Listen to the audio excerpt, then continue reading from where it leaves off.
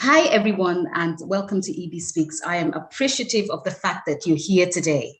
Thank you so much for joining me. And so this August, I thought to do a month-long series on self-actualization. And, because generally speaking, people say the month of August is a month of new beginning, is number 8. And I'm like, yeah, number 8, yes.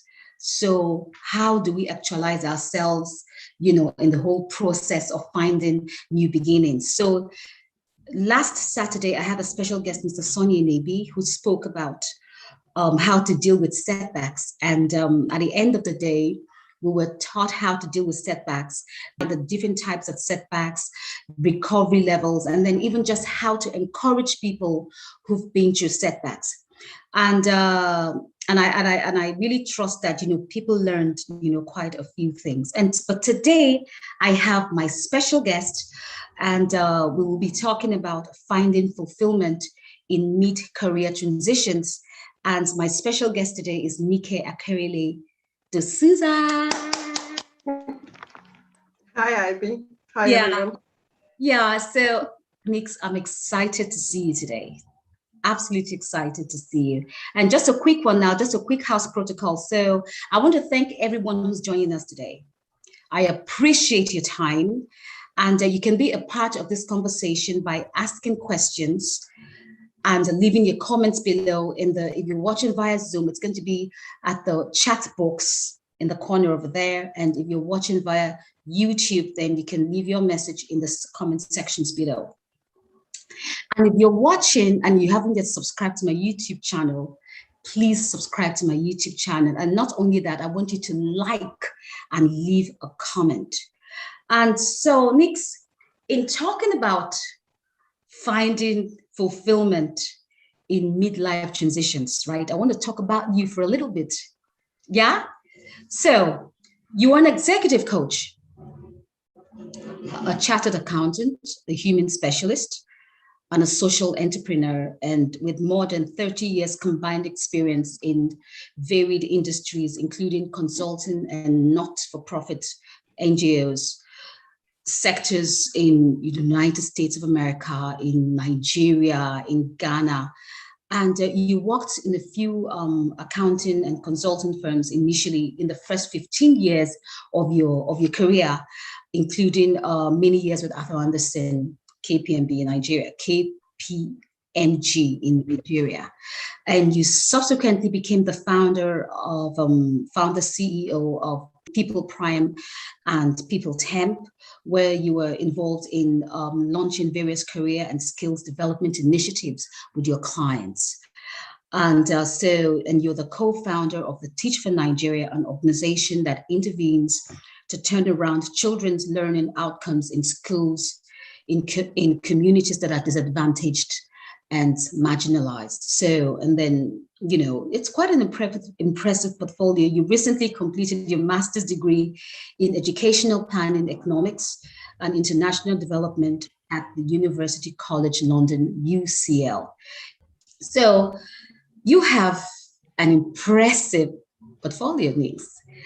And, before we had this program, I had a train of thought that I wanted to achieve today.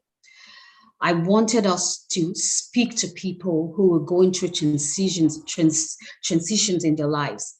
And the key words for this interviews for me are transition, mid-career, and fulfillment. And when I look at your profile, right, I see that you two have been through several transitions in your life as well. So can you tell us a little bit about it? Thank you so much, Ivy. Can you hear me okay? Yeah, I can hear you. Fantastic. So thank you for having me here. I'm really excited to just see you and to see everyone that's here as well. I can see some familiar names and faces, and thank you all for joining Ivy and myself today.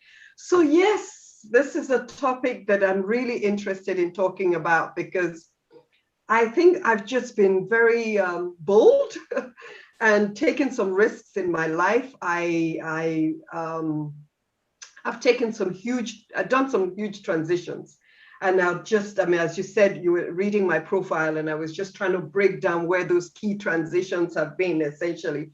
So I would say that perhaps maybe my first major transition for me, career-wise, would probably be when, okay, the first one, which was quite earlier on in my career, was when I was working in the States. I mean, having done my first degree and had started working for about 5 years for a couple of accounting firms in the US. My first major transition was obviously a decision to leave the US and move to Nigeria. But at that time, you know, I was very young. So, I mean, really and truly, I mean, that was too early in my career. I then decided, as you said, I then started working for Arthur Andersen in Nigeria and spent about 10 years there.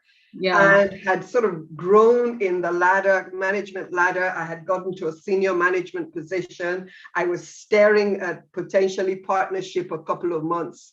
So there were a couple of things happening in my life around that time. I wasn't really coping well during that period in terms of the responsibilities that I had. And I was traveling a lot. I had gotten married. I had a young daughter at that point in time. And I really had to take a radical decision as to what it was that I want to do. And for me, I think that that's really where my first major transition came out. So after working as an employee for an organization, for different organizations for the first 15 years of my career, my first major transition, I think, came in obviously when I then made the decision to exit at that senior level and to start my own business. And at that point in time, I really had seen opportunities in the market and really wanted to take advantage of that and be an entrepreneur. So that was really incredible. So that to me was my first transition.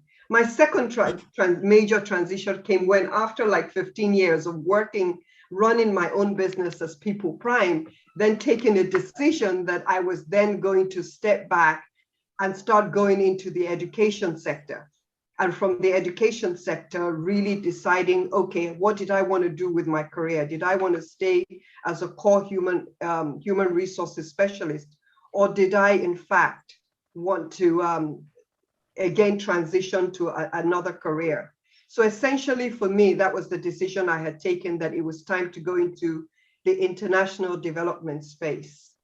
And so I think that was my major decision. And I think at that point in time, I felt that I had worked for a good 25 years and I wanted to divert my attention elsewhere in an area of passion that I wanted, which is the international development space, which is where I am now. Hence why I then took the decision to go back and do a master's degree so that I could then focus in that area.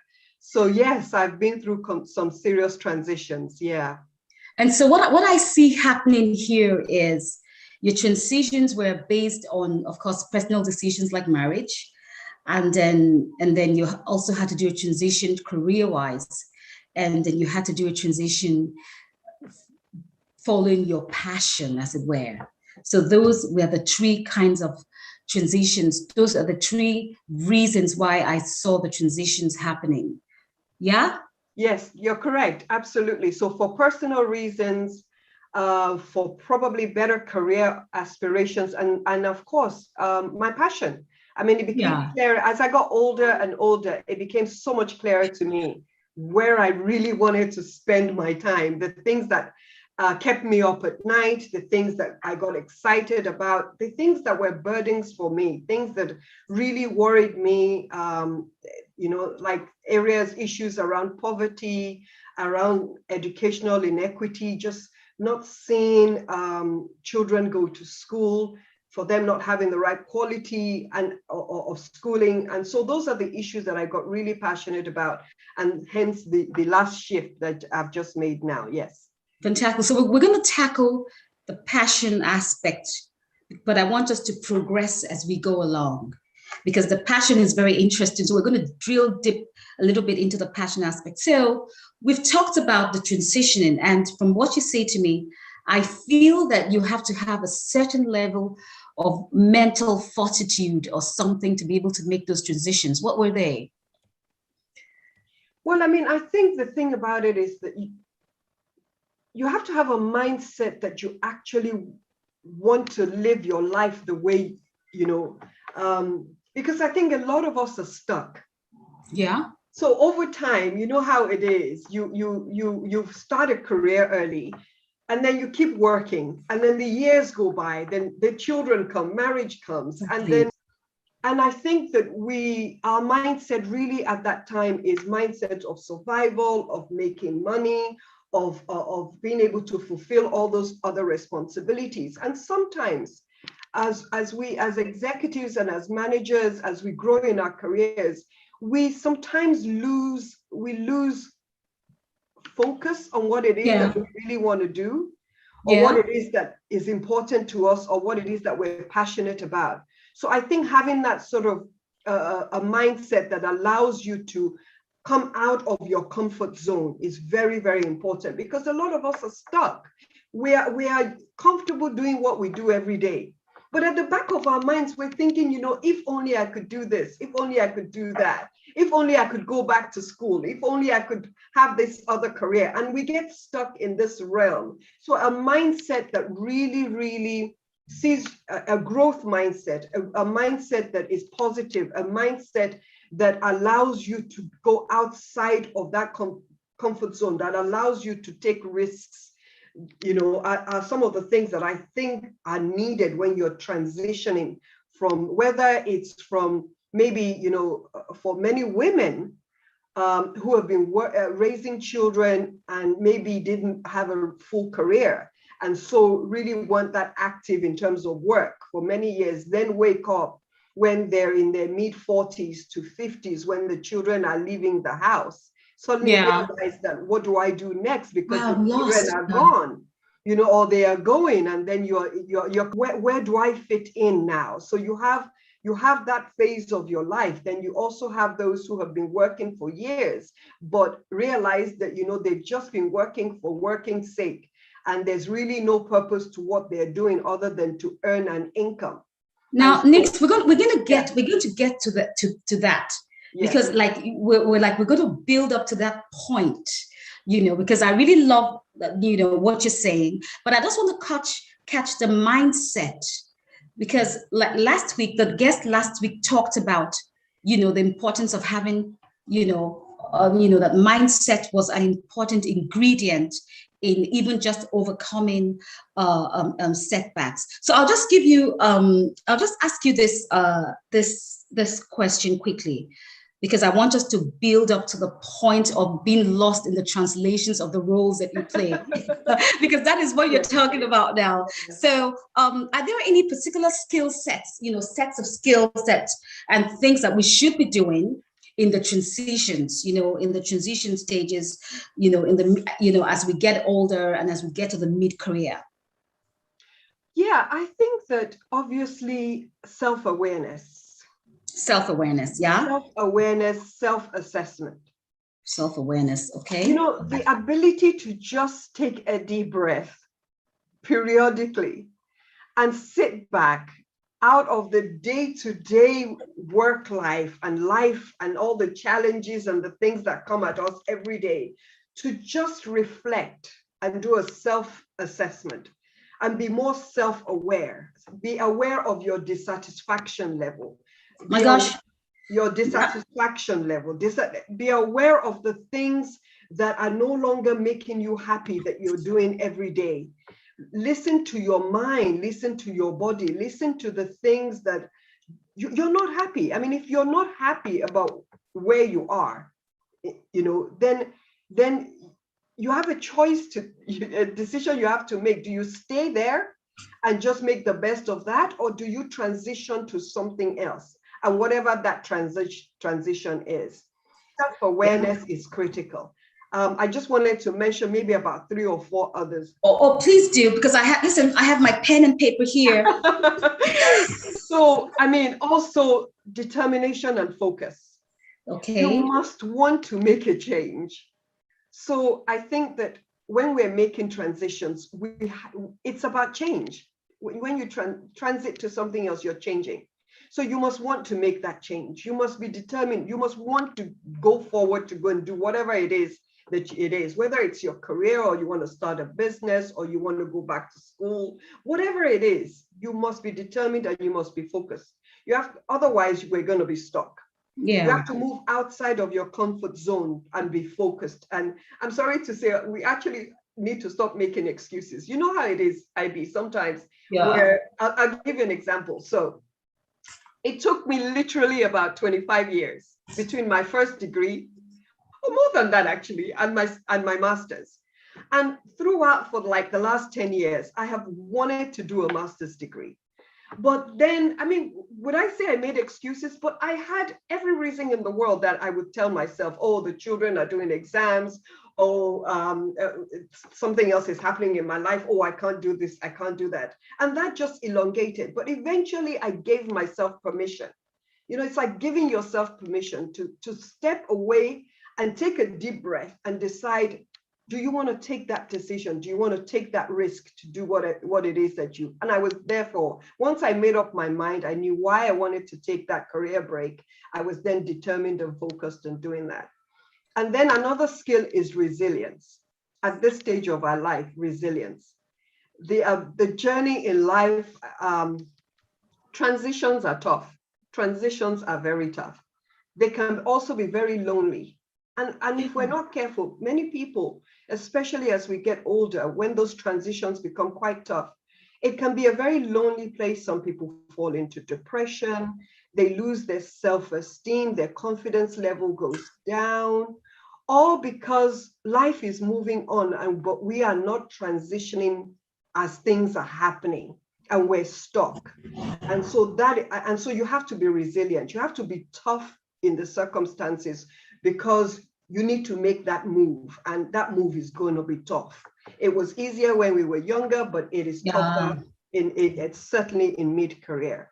And then just three other things: be bold and take risks. I know that as we get older, there's a feeling that we have that, you know, we have so many responsibilities.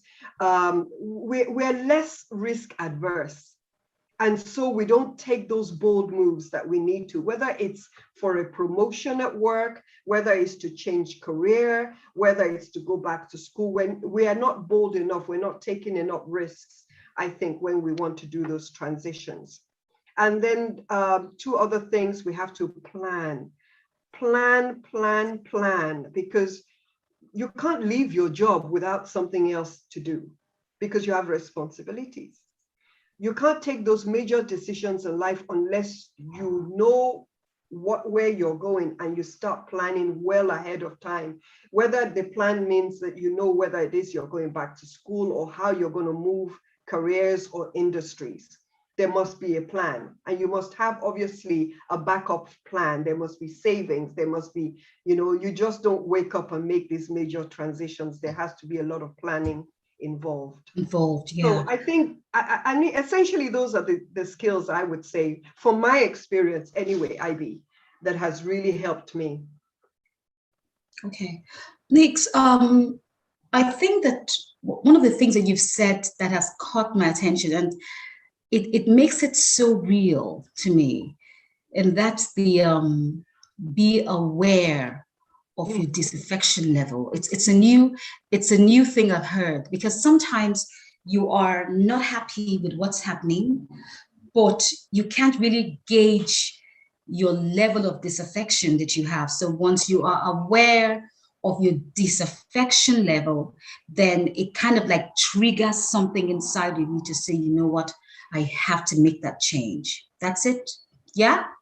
I think so. I think that most of us, we all have different levels of dissatisfaction about various things in our lives. But when something is recurring and really like a huge weight, it's time to take a deep breath and just assess what that thing is, and break it down a little bit, and then start taking decisions. Otherwise, you'll be stuck in that mode for quite a while. Fantastic. Now, so we have to be, of course, be aware of our disaffection level. We have to have a sense of self-awareness as we make the transitions. We have to do a self-assessment, and we have to focus and to stop making excuses. Well, when we get older, it's easier to say, well, I don't want to make excuses anymore. But when you have them little children, holding onto your legs, and you're going to school and you look at their little puppy eyes and you're like, oh, well, no. So sometimes it's difficult to make those choices because you were torn between being and doing. You know what kind of way? I mean, I'd like to share. I mean, honestly, Ivy, I think that, being 50 and above, Yeah. I have friends who, we share, we exchange, we talk about the things that are happening to us. Yeah. And I find that, for example, I mean, I can just pick from what may have happened to me or happening to my friends, is that there's a lot of conversation that I hear about, I can't do this. Oh, you were Nika, that was very brave of you to have gone back to school. I can't do it because. And I find us really stuck in, I can't do it because. And as human beings, we can come up with excuses for not making that transition, for not taking those tough choices that we need to, because we're anxious, we're worried, we're scared. We're not sure if those transitions will work. Okay, so we've talked about what the transitions are, we've talked about that. And remember, I said to those of us listening, the topic for today is finding fulfillment in mid-career transitions. So we've talked about what transitions are, from moving from one level stage, to another level of life to another. And transitions could very well be also retirement, So now the next thing I want us to talk about is someone who is listening and wondering, so what is the mid-career? So, I mean, when we say mid-career, we're just assuming, that we're targeting potentially maybe individuals that are maybe 40, 45 and above. Yeah. Career. I mean, if you look at it, most people started working in their early 20s. So we're talking about us that have, 20 years and above experience. It could be 20 years, 30 years, 40 years. And so those are the ages that we consider to be mid-career. And obviously, the later you are in that space, I mean, we're talking maybe 50 and above, you're looking and saying to yourself that perhaps I only have about 15 years working career left, for example. So let's assume that we're retiring at 65, which is most people, some companies 60, but most often now it has increased to 65. So you probably have 15 years left, if you're 50 and above. So, I mean, it's absolutely critical then to say to yourself, can I transition at this late stage? Can I transition to something? It could be transition to retirement, as you said. Can I take an early retirement, and what does that mean and the implications of that? Can I transition from working, having worked 20, 25 years or 30 years of my career? Can I transition into self-employment where I run and own my own business? Or at that stage, do I also, if I've been working, do I transition upwards? Do I want to transition into a senior management role, into a board role? Obviously, when you're looking at the latter part of your career, most people see joining boards of companies as another transition for them in terms of their career as well. So those are the different options of things that happen to us in our mid-careers. Now, Nix, before I take the next question, I'd like to say that viewers, if you have any questions you would want to ask, please feel free to ask, because my guest is an expert in this field, and she would gladly take your questions. Now, Nix, someone says here, I am so blessed with the different perspectives shared. God bless you. And now I'm going to say this, and I'm going to go back to my question now. I'm going to say this, so we've established what transitions are, and we've established who a mid-career person is. Now, we've had several conversations, Nick, you and I, over the years.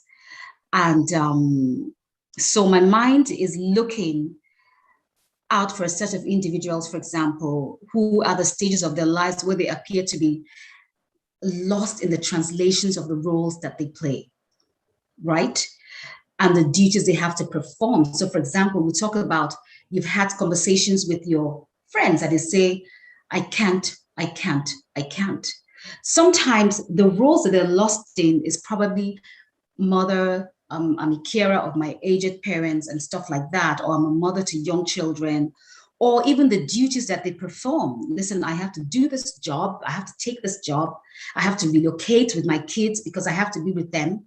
So they've lost themselves in the translations of the roles that they play and the duties that they have to perform. And then there are also those who are lost in the transit of their transitions. They're lost in the, kind of way. So I want to go somewhere and I'm lost in the transit of my transition. So I want us to deal with those kind of people. So how can we find, or how can I find myself if I am in those categories? I mean, Ibi, it's amazing. I mean, I'm also speaking from experience. Yeah. We're all human beings. I think the seasons of life is similar. So we need to appreciate that when we're in our mid-career and perhaps 45 and above, and even 50 and above, the issues that we're facing are quite different. So what happens, therefore, is that, you talked about the different, getting lost in those translations, the transitions, and rest assured that a lot of people, although we don't talk about it a lot, we may talk about it within our close friends, etc. But the reality is, it happens a lot. People get lost. We get lost. We get lost at the different roles. You get lost from, okay, so, been working on a particular role, career in a particular direction for so long. But, you suddenly realize that, for example, the marketplace, the labor market, things have changed. And so all of a sudden you're saying to yourself, wait a minute, what I'm doing may actually not make me relevant for what the market needs. So for example, look at us older people. I own it. Absolutely. So in a digital world, in a world where it's completely technology, I mean, look, the world is, when we were young, when I was much younger, I didn't have access to the internet. No. And we were still working off mainframes before laptops or computers ever came out. Yeah. And so we've survived in an age where now we're transitioning into a highly technology-driven marketplace world. And many of us, right, have not moved.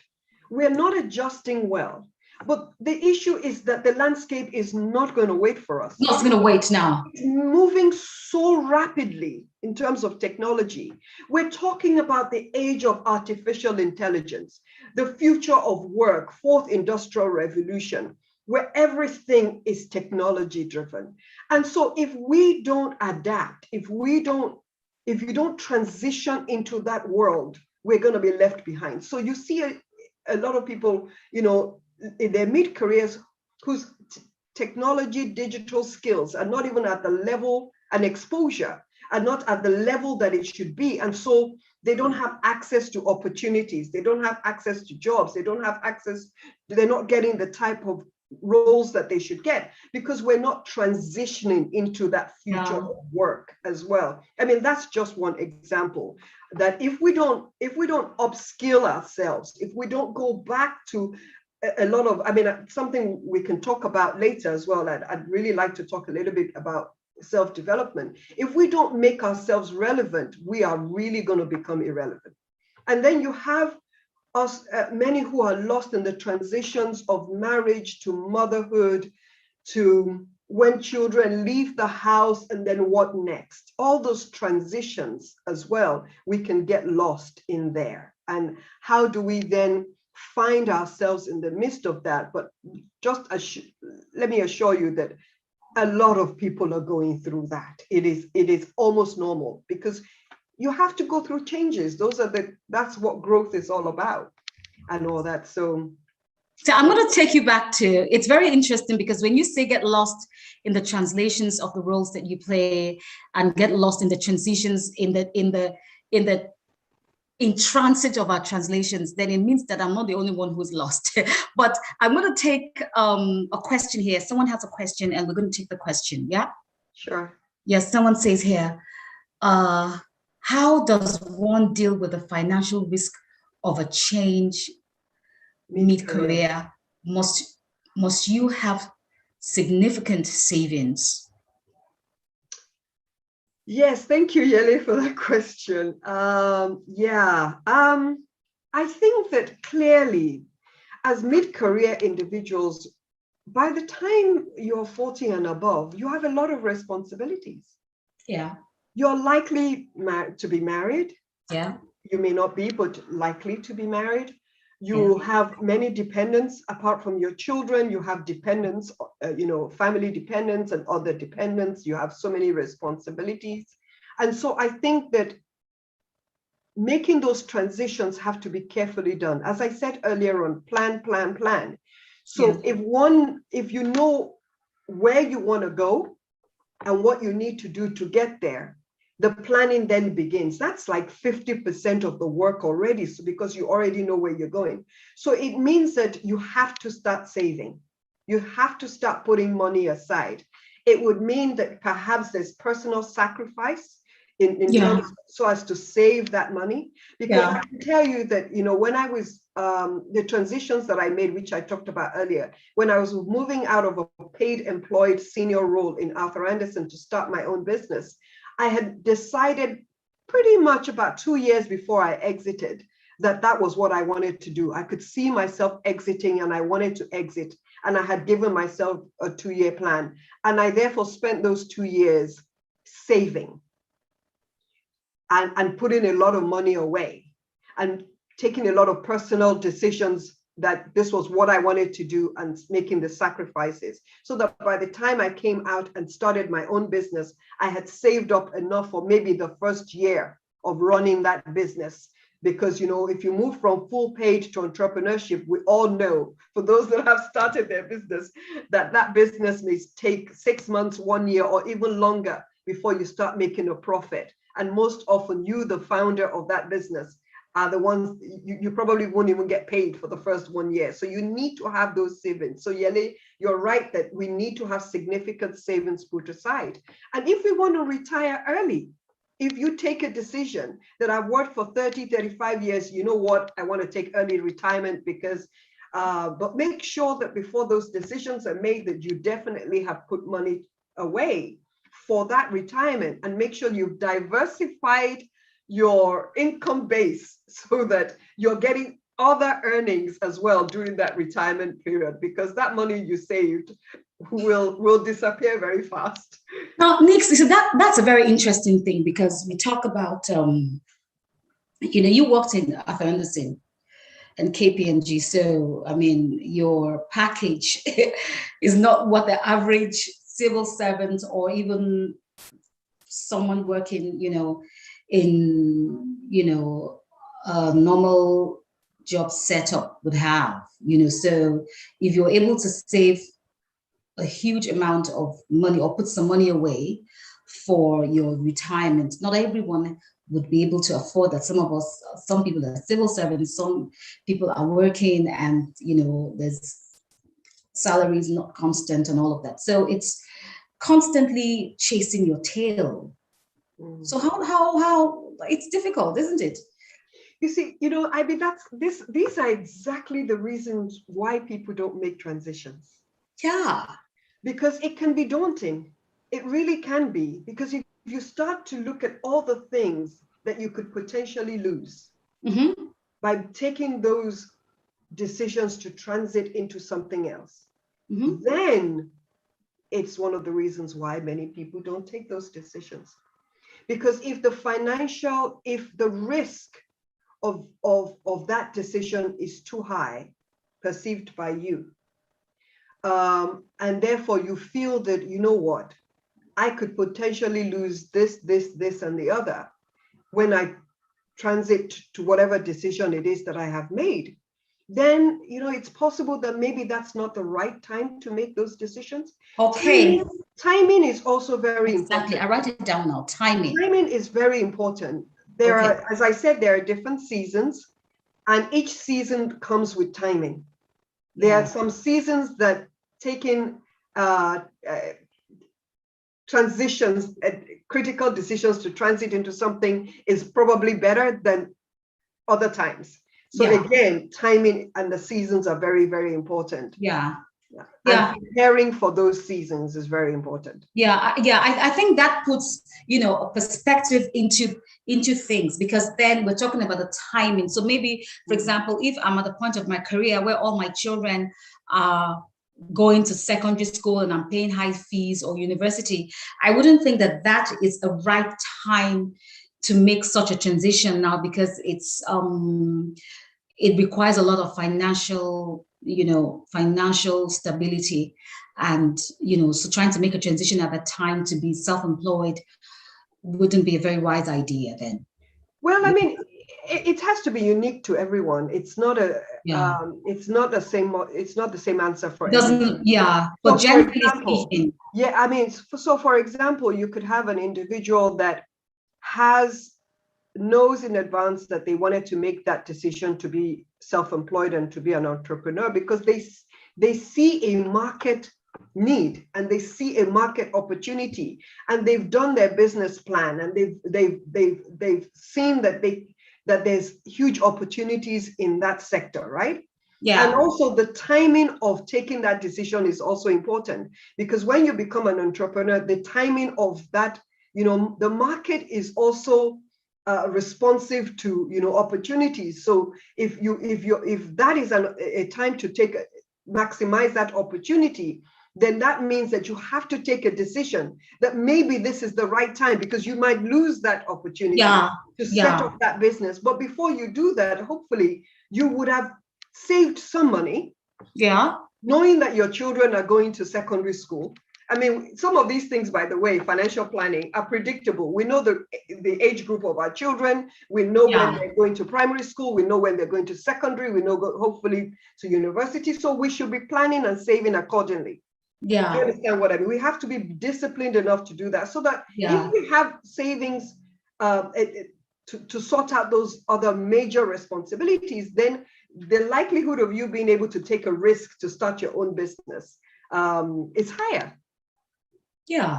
Now, Nix, when we were talking, right? So when you were telling us about, your transitions, there's something that popped out that I was very interested in, and that was your passion. We talked about the transitions that you made out of personal responsibilities, career, and then passion.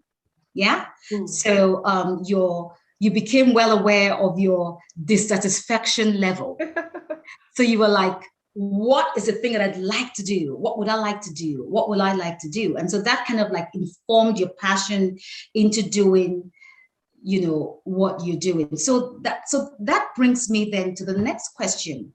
And how do I word this question? So sometimes, in order for us to find ourselves, right, we've talked about, the timing, making the right kinds of transition as well.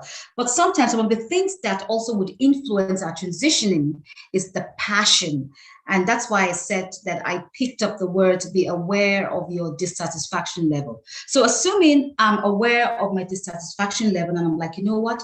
I want to do something. I live and I breathe, for example, painting or something. But then I have my bills to pay. So how do we navigate that? I mean, I think that we're talking about, to bring it in context, we're talking about mid-career, we're talking about us being older and more experienced, more exposed. We've seen life, we know, and so the type of decisions that we would be making would be quite different. Yeah. I think that there's a stage when we want to move from success to significance. Okay. From success to significance. Now, in explaining that, what do I mean by that? If we're fortunate and we've worked hard and things have worked out for us, we're living comfortable lives, things are moving along, quote unquote, each person has their success criteria. Yeah. You feel that as a person, according to your own matrix and your own criteria, you're successful as an individual. There comes a point when your desire should be to be of significance. Now, that significance is what sometimes is called the legacy phase of our lives. Okay, legacy, yeah. So the legacy phase, meaning we want to leave a legacy. We want to have significance. Our lives is not about success, about making money.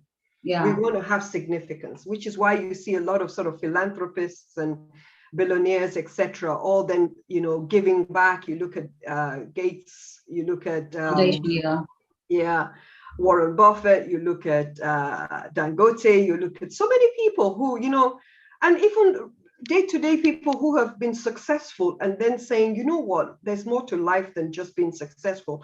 I want to have a life of significance, a life where I can leave a legacy. And most often we pursue that, our passions come through then. What are the things that we're passionate about? What are those things that we may not have had the ability or the luxury of dealing with? Some people call it their calling, some people purpose, some people passion, some people, the things that you want to change in life, the things that you're dissatisfied about, the things that you want to make a change to, the things that you want to spend the rest of your life working on. I call it the why. Why am I here? Why am I here? What is my why? Once I understand my why, then it's easy to put my what do I need to do to get to my why together. Yeah. And I think there lies pursuing that fulfillment. Fantastic. Nix, one more thing. Thank you for that. I'll come back to that because I have quite a few things we have to drill into. So guys, if you have any questions or you want to leave a comment, please do. We're talking about finding fulfillment in mid-career transitions, and my special guest today is Akerele de Souza. So Nix, there's something that you said that caught my attention, and and the reason why we're doing this today is to help people find fulfillment in their of course in the mid-careers and the transition. So you are an employability expert, employability specialist, right? So for someone who is, you touched on it, but I wanted to talk about it, who is, for example, a full-time mother and just woke up after God knows how many years and said, well, where's my life gone to? Or somebody who's worked actively and is like, has, again, I'll come back to that word, a certain level of dissatisfaction. What are the kind of things that I should be looking at as somebody, are there any ideas? Because some people are just like thinking, you know what, I want to do something, but I don't know what I want to do per se, so that is one. Are there any ideas of what they can do? That's one. Two, we talked about your passion, leaving legacy, your why, which is also finding purpose. Some people may not know what their purpose in life is. So are there any questions that I could ask to say that would help point me to my purpose in life? So let's take the career options first, practically speaking. So okay, I'm going to take it the other way around because we talked about passion and purpose before. And I think just going back to that why, and being sensitive to ourselves, we shouldn't make it too fancy. You're not going to wake up one day and realize, oh my God, this is my purpose and this is my passion and all that. But as an individual that is connected to yourself, you're connected, you will have things, hobbies, things that, not just hobbies, interests, things that you do naturally, things that people have told you you're very good at, things that you talk about all the time, things that wake you up at night, things that bother you over and over again, things that's just, I'll give you an example. For me, I was running a very successful HR firm. And of course, again, success according to my criteria, may not have been successful to other people, but according to my criteria. But I wanted more than just waking up every day and hustling and chasing money and all that. I increasingly would drive on the roads. And I was just burdened by, seeing so many people that were poor. And we have over 50% poverty index in Nigeria at the moment. Anybody can see that, I was burdened by that. I was burdened, as I said earlier, about watching children not going to school.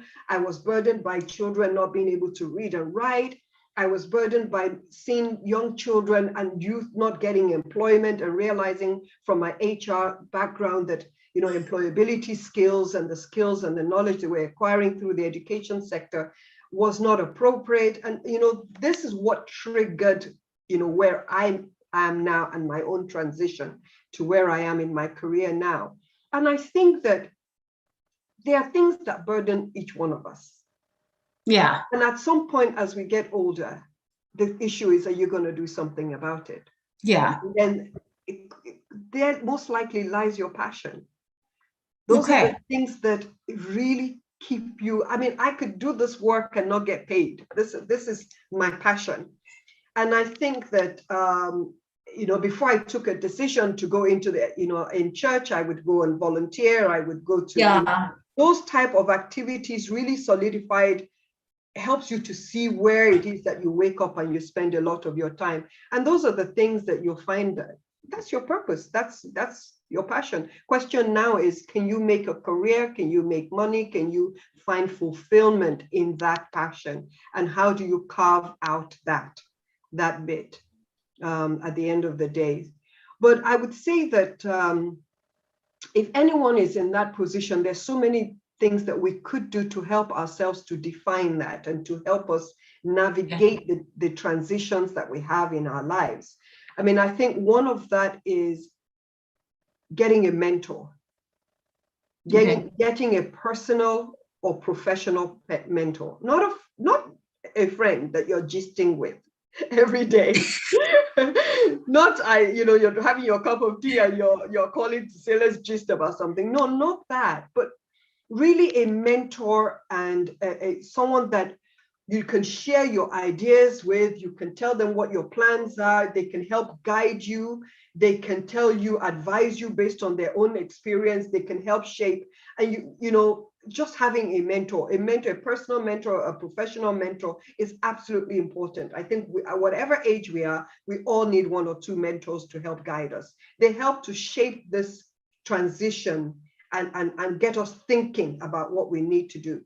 And then, of course, you have coaches, executive coaches, whose job it is, their responsibility is to help facilitate different things in our lives, performance issues, life issues, and career transitions, to help you to define your why, your what, your where, or your how. They help you to facilitate that. So I would advise everyone who is in that area where they want to make a transition, they feel a bit stuck, they need help. Please get yourself. Please get yourself a coach. They will be very, very useful. And fantastic. Two other things that I would also suggest is join professional organizations in the areas of your interest. Join associations, join professional organizations, attend those sessions. 100% of a lot of those gatherings are online now. COVID pandemic has shown us that you can be on endless webinars, etc. So be active in those, be purposeful in the selection of those organizations and professional bodies and engage with them. You're going to meet people, you're going to rub minds, so therefore ideas are going to start. You're going to think through, they might even guide you, they may connect you. Yes, so networking is also key. Networking. So what I hear you say is, in order to find yourself, that you have to be connected to yourself. Listen to your mind, listen to your body, and take the pulse of the way you see life. And then what I'm talking about is how to recognize your purpose in life, and then take a look at your interests, take note of your interests. And then in order to jumpstart or to kickstart it, because sometimes again, you're lost. So you need someone to guide you.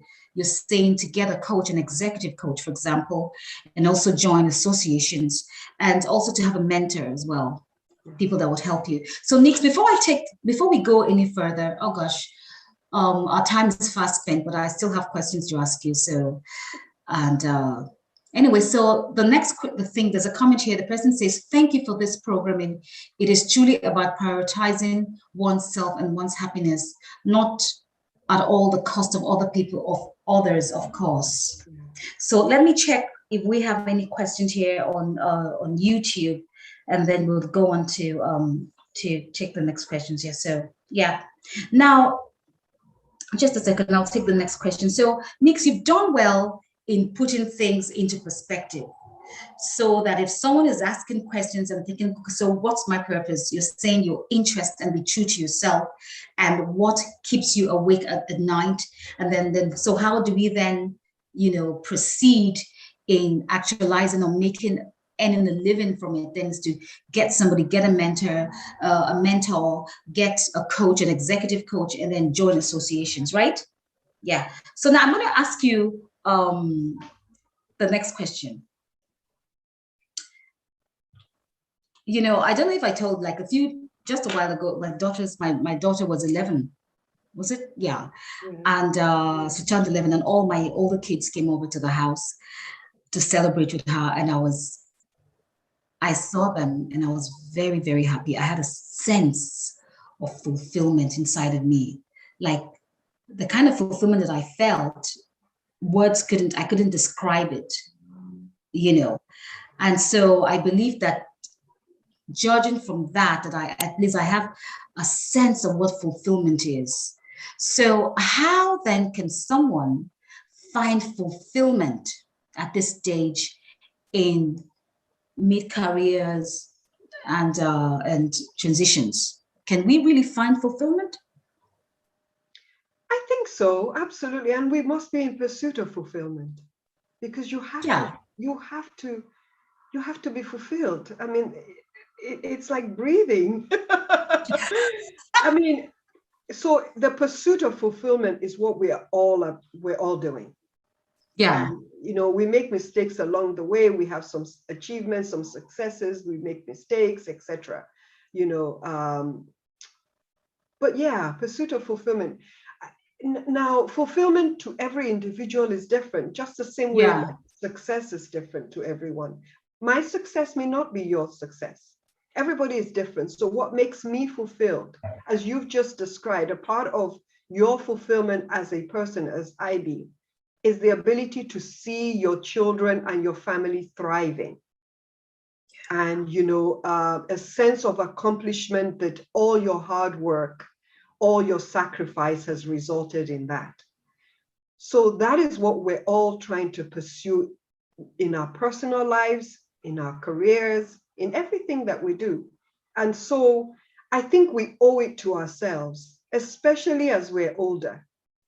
Give ourselves the permission to pursue fulfillment, because we've spent so much of our lives sacrificing for others, and we continue to do so.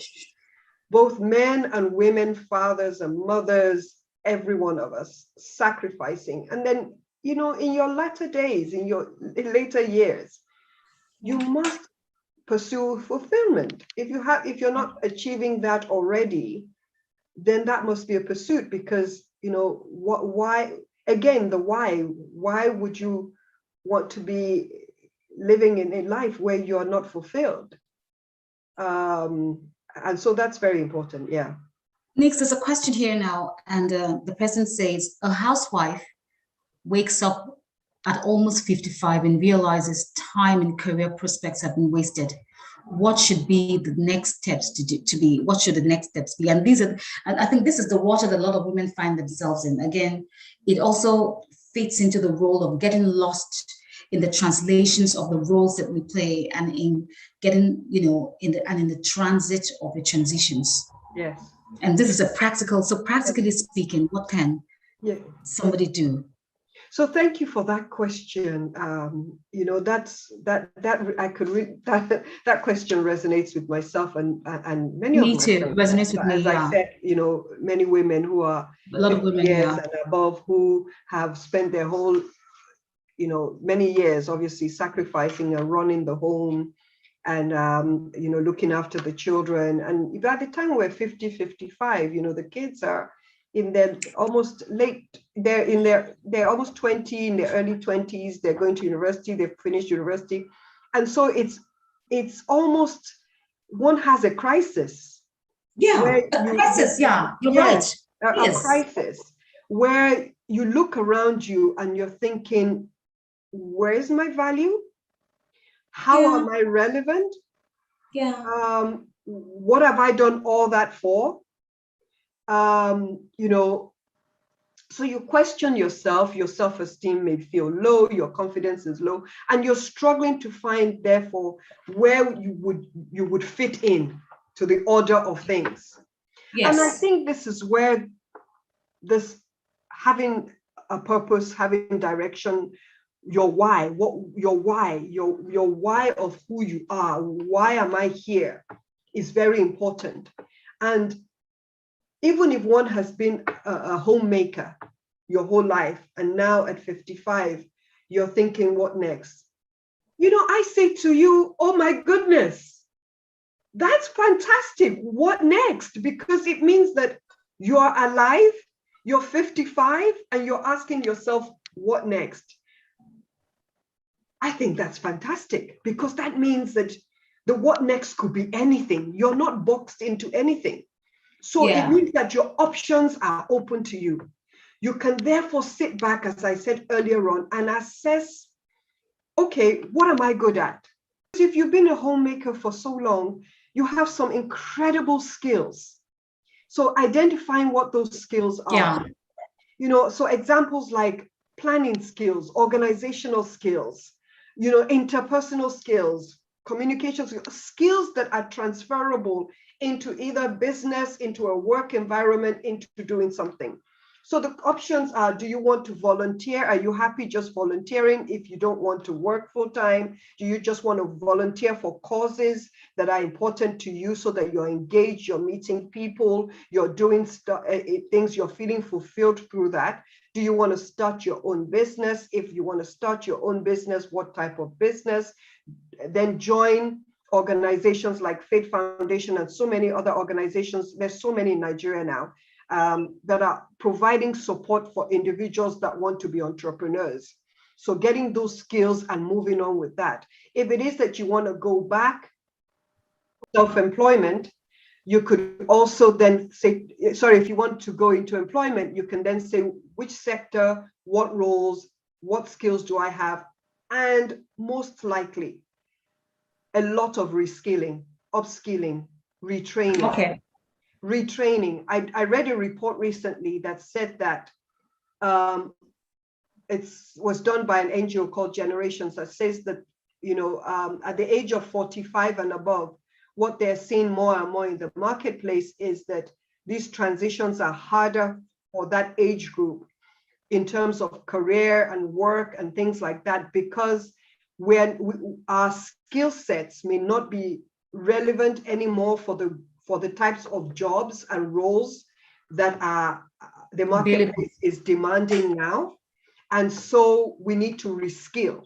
We need to go back and retrain. And I don't mean that everyone should go and get a master's degree.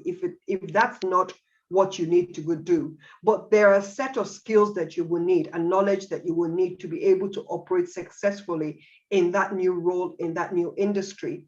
And so you need to go and upskill. You need to therefore do short courses. The good thing about technology and being online now is that you can go to online platforms like Google, you can go to Coursera, you can go to Future Learn, you can go to Open University. They have a lot of short certification courses, get new skills, more relevant skills, more 21st century skills, so that you can go back and do something with, and go back into the market. So I would say, response to that please, you have an open market to do whatever you want to do now, because maybe the children have left home, and now give yourself permission to pursue those things that you've always wanted to do. So go for it. Yeah, but Nix, that's fantastic, because I feel what she's saying. But a lot of times, a lot of women, mothers, give up themselves, and then they wake up 1 minute and say, where have all the time gone? But at 55, now this is not to, I'm just asking these questions now. At 55, what are the chances of having, a paid employment, realistically speaking? Well, I mean, again, it depends on the sector. It depends on the role. It depends on what it is that you want to do. Some are easier than the others. Okay? So I would say that it's important that reskilling, it's tough. And by the way, ageism is ageism, so that ageism is about barriers and biases against older people coming into employment. So when you're applying for a job at 45 and over, for example, the report from Generation says that there are significant barriers. Okay, and so what that means is that we already know the barriers are there. But what they found out is that those that are 45 and over that have gone out and invested in their reskilling, in their upskilling, in their training, in getting knowledge and skills that are relevant for the market, have found it easier to transition. So the skills that we had 10 years ago, 20 years ago, are obsolete now, are obsolete now. Some of it are transferable, but so if we want to go back into employment, we're going to have to invest in our self-development significantly. That's fantastic. Nix, before we go, I just have a few more questions. Well, I have a comment here that I want to read out here. So 1 second now. Someone says, I'm giving myself permission now to do all that I have always wanted to do. Thank you, Nike. Fantastic. Now, Nix, I wanted to say this. And now I wanted to say this, that, and for me, it's important that we are a community of people that help one another, because the aim of this month's episode, this month-long series, is about actualizing ourselves and helping others to actualize themselves. So assuming there's someone here who, is in a position, just to help people, what would you do? What would they do? And before I say that, I want to quickly throw this in, that Nix, the reason why we're having this was because of the several conversations that we've always had over the years. And you've been to me a therapist, a shrink, a coach, and a friend. And you celebrated my strides, no matter how little they were. You always applauded me. And so when the lady who was 55, that as a housewife, said that I'm 55 years old, I wasn't surprised when you said yes, because that's the kind of positive energy that you bring into the room. That she felt that, oh my gosh, time has gone by, but you feel that at 55, you've done your mother, bit, and you have a lot more to offer. So for me, that speaks volumes about the importance of having people like you cheer people up. So assuming we want to pay it forward or want to be supportive of other people, how do we then help people find fulfillment, generally speaking? I think, there's no real answer to that other than we have to first of all, because many of us, many women and men are going through the same thing. Yes. There is nothing unusual about this. Yeah. Articles are written about what happens to us when we're 45 and over and 50 and over and 55 and over. So it's worldwide for men and for women. Yeah. And therefore, you also start seeing people taking very radical decisions about their lives, even at those stages. And so, but it's these things are normal, and the more we talk about it, the better. So, when we say paying forward, ability to be able to take the bold move of joining a network of mid-career people, of networking platforms for work, for business, for those type of things, and listening to what other people are going through and sharing what other people, because doing this alone is not going to work. It's a collective thing. So that's why I also suggested, the mentor, the coach, because that you get one-on-one time. But it's good to come out of one's shell and begin to take those bold moves of meeting new people and joining organizations, because there's so many, I don't want to call them support groups because we're not talking therapy here, but they are career support groups. They're life support groups. So where people are, you're beginning to meet other people who are also in transition, who are looking at transition, who are, there's a lot of stuff online about, to help support and to aid us.